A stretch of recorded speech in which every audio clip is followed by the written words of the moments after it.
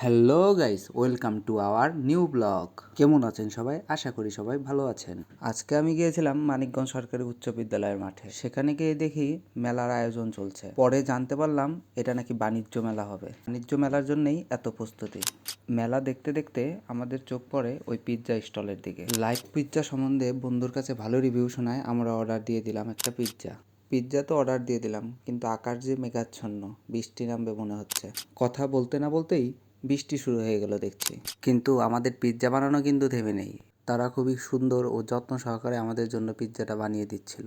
তাদের পরিবেশটা খুবই পরিষ্কার পরিচ্ছন্ন ছিল এবং তাদের ব্যবহারও মোটামুটি ভালোই ছিল।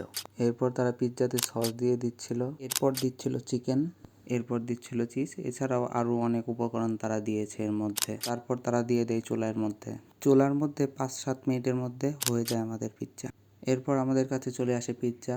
বৃষ্টি দেখছিলাম এবং পিৎজা খাচ্ছিলাম, সত্যি অনুভূতিটা ছিল অসাধারণ। ধন্যবাদ, দেখা হবে অন্য কোনো ভিডিওতে। টাটা।